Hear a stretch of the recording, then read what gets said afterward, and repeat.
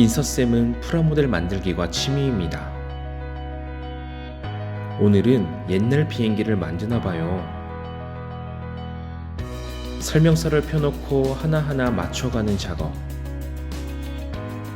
접착제도 제 위치에 발라서 붙이고, 도색도 순서에 따라 하고, 얇은 실도 작은 구멍에 끼워야 하나 보네요.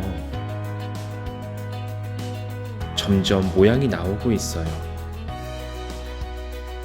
설명서 없이 만들었다면 어떻게 되었을까요?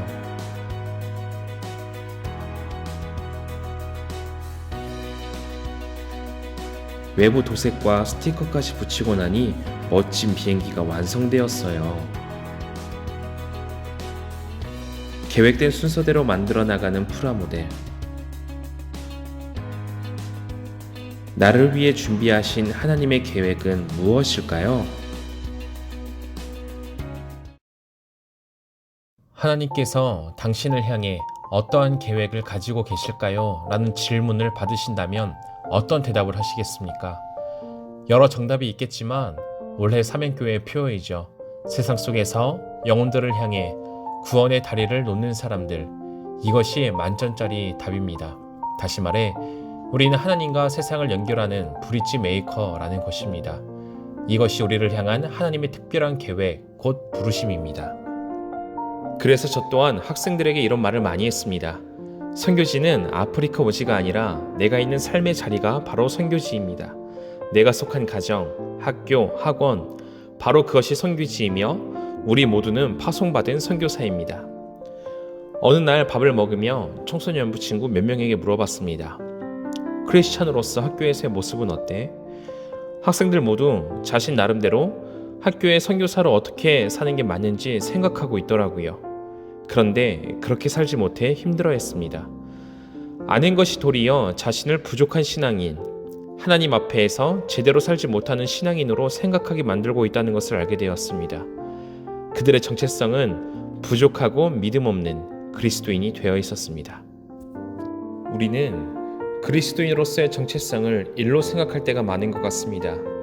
교회에 사람을 많이 데리고 오거나 교회에서 봉사를 많이 하면 뭔가 스스로 괜찮은 그리스도인이라 생각하지만 그렇지 못하면 부족한 그리스도인이라 생각하는 경우입니다. 저 또한 일하지 않으면 뭔가 불안하고 불편할 때가 있습니다. 여러분은 어떠신 것 같습니까?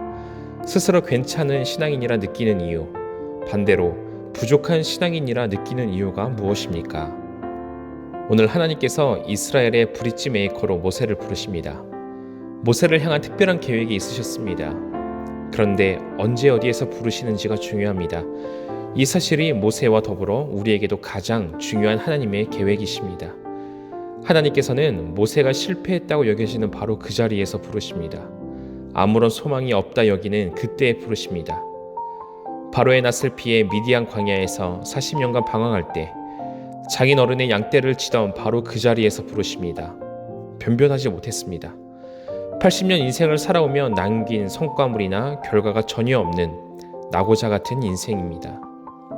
여느 때와 똑같이 양들을 치며 지나던 너무나 평범한 길, 일상의 터전, 바로 그 자리에서 하나님은 모세를 만나주십니다. 내가 선 곳은 거룩한 땅이니 내 발에서 신을 벗으라. 그 땅이 성스러운 자리였기에 거룩한 땅인 것이 아닙니다. 하나님께서 임재하신 자리이기에 거룩한 땅이 된 것입니다. 그때의 모세의 반응은 두려운 떨림이었습니다. 평소에 자신이 살아가던 일상의 자리입니다. 그런데 그곳에 하나님의 함께하심이 있는 순간 거룩해지며 또한 두렵고 떨리는 자리가 된 것입니다. 하나님께서는 내가 있는 일상의 자리에 함께하고 계신다는 것을 알고 인식하며 두렵고 떨림으로 살아가는 것, 이것이 바로 하나님의 계획이 시작되는 출발의 자리이며 내 삶에서 지속되어야 할 가장 중요한 사역입니다. 그래서 사도 바울은 빌립보 성도들에게 이렇게 말하는 것 같습니다. 더욱 지금 나 없을 때에도 항상 복종하여 두렵고 떨림으로 너희 구원을 이루라. 우리에게 가장 중요한 사역은 기억될 만한 성과물을 만들어내는 것이 아닙니다. 단지 하나님 앞에 두렵고 떨림으로 살아가는 일인 것입니다. 그런 차원에서 하나님의 일꾼으로 부름을 받은 우리 모두가 반드시 지켜야 할 선교지가 있다면 바로 나의 마음입니다.